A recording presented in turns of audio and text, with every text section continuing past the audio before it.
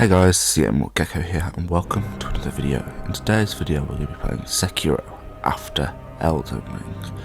I got the idea for this video from a guy called JI_Mothy. The video was just so great that he did, I mean like absolutely amazing, that I wanted to try my own version of it with Sekiro instead of Dark Souls. I will be leaving a link to his channel in the description and the pinned comment. I highly recommend go to check out his channel because that video was truly one of the best videos and the most fun videos I've watched in a while. Also, there won't be any late game or mid game spoilers, it'll just be recordings from early game areas and a few early game bosses, so don't worry about spoilers. Sekiro quickly became one of my favourite games of all time. Sekiro shares the same developer as Elden Ring, FromSoftware, and while Sekiro still has the core elements that make up FromSoftware's classic design, it departs from the formula quite a lot, focusing more on deflecting and parrying. If you're a new player that started with Elden Ring, I truly believe that Sekiro should be your second journey into the FromSoftware series. Well, you might be thinking, why not any other titles like Dark Souls or Demon Souls or anything like that? Well, we'll get into that in the video, so stay tuned. Another difference with the combat in FromSoftware's game Sekiro is the fact that there is only one weapon. You might be thinking, what? How come there's only one weapon? Well, in Elden Ring there's a variety. You can have whips, crossbows, halberds, you name it. In Sekiro there is only one weapon, and while it is something to get used to, it is truly a good decision. And you might be thinking, why is this a good decision?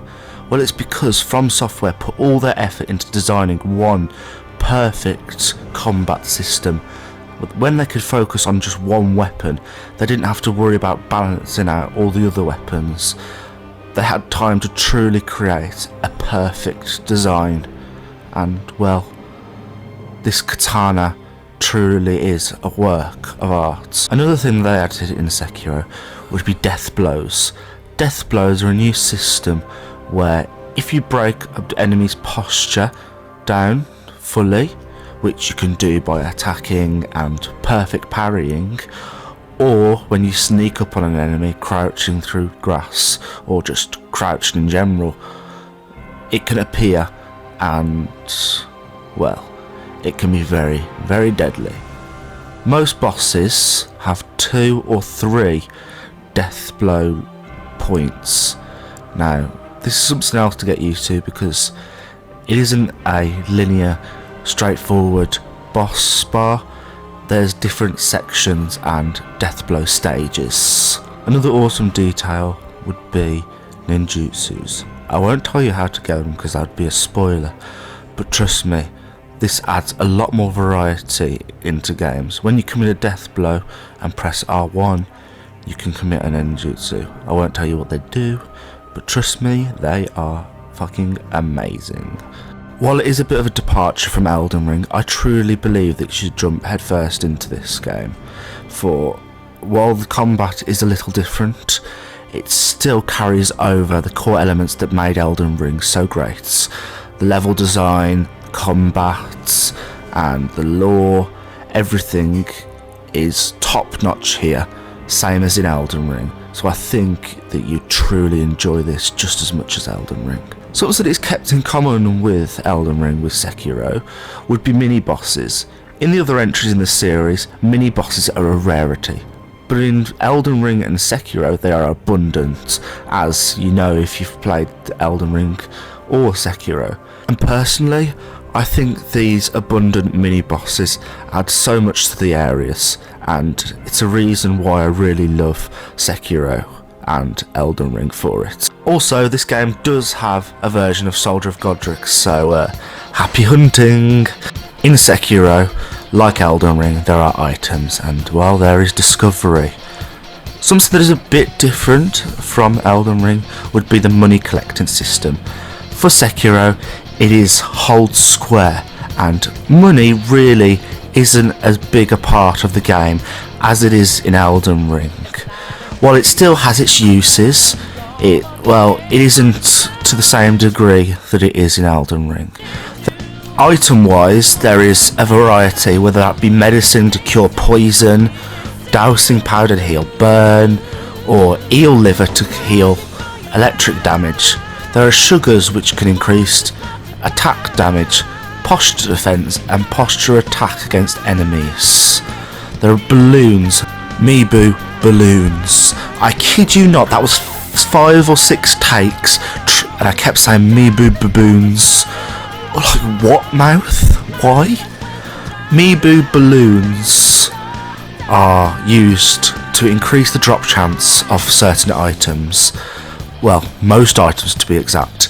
There's ones for spirit emblems, XP, and just a general item one.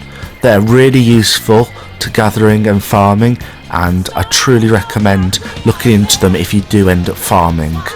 The new golden seeds inside of Sekiro are called gourd seeds, and they can be found mostly from either killing mini-bosses or secret rooms and chests littered around Ashina.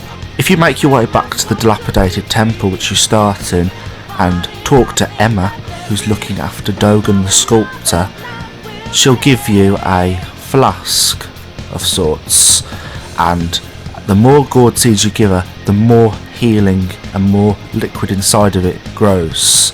The item description says that it was made for Kuro, who is your master, but, well, as he's not here at the moment, you can use it.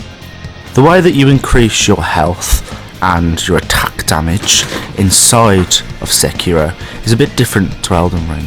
For attack damage, you have to defeat a main boss and you'll get something called a memory.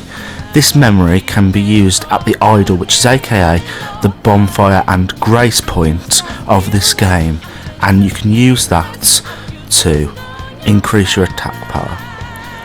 For health, you have to gather 4 prayer beads. Prayer beads can be dropped from chests or alternatively from mini bosses where they're most commonly dropped. It is a guaranteed chance if you do certain things to get them. To my knowledge, you can't farm prayer beads, so don't try because it's futile. But once you're going 4, you do the same as the attack power and trade them in at the idol, aka grace points. In Sekiro there's a thing called prosthetics. There's nothing that really compares to it in Elden Ring, so it's a whole new game in that aspect. I truly suggest giving the prosthetics a go. While it might seem hard at first, it is truly worth the effort. Skills. Skills are in Elden Ring, but they're a little different in Sekiro. Not too different, but still different. They're not attached to a certain weapon, as they are in Elden Ring, because, well, there's only one weapon in Sekiro. They're attached to a menu, and you can earn them throughout the game.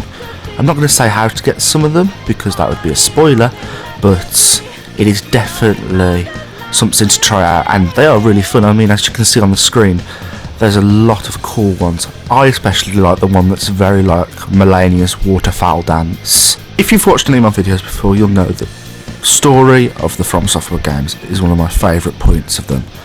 I absolutely love the story. The world building, just like in Elden Ring, is very, very well done. I mean, one of my favourite parts is the fact that if you look at an environment, you can tell a story from it. The item descriptions, which are cryptic but interesting, carry over from Elden Ring into Sekiro. Sekiro is set at the end of Sengoku Japan, fighting in the Warring States periods. You play as Okami Wolf, and later on Sekiro, picked up from the battlegrounds at a young age, nothing but a stray. You're transformed into a master shinobi. Your one goal is to protect your master at all costs. But remember, Father's word comes first. The land that Sekiro is set in is called Ashina, and after a deadly coup by Ishin the Sword Saints, killing the general of the army, the Ashina family was put back into rightful lordship of the country, and Ishin would go on to live a very, very fruitful life. Like in Elden Ring, there is a variety of different fun NPCs. I implore you thoroughly to listen to this dialogue. It truly helps you understand the game a lot lot better. Also, talking to these NPCs can lead you to hidden items where they might give a hint, or the crow merchants, who are the most common trader NPCs, have some very useful items, and even some have certain prosthetics which can help you in the early game, like Robert's firecracker, which can be located just before the chain fight. You might not know what that means yet, but trust me, when you know, you'll know. It's an early game boss fight. Happy hunting. I can't implore enough, please talk to these NPCs, you won't regret it. The Dilapidated Temple is Sekiro's round table hold. Located here is the sculptor Dogen. He can fit prosthetics onto your wooden prosthetic arm and upgrade them as well. He is very useful. Also useful is Emma, who is located here as well. You can give them gourd seeds, which we talked about earlier. Also here is the trainer, which you can train against with no extra costs. It is truly a helpful thing, and I'd highly recommend it. It's just to the right of the Dilapidated Temple idol.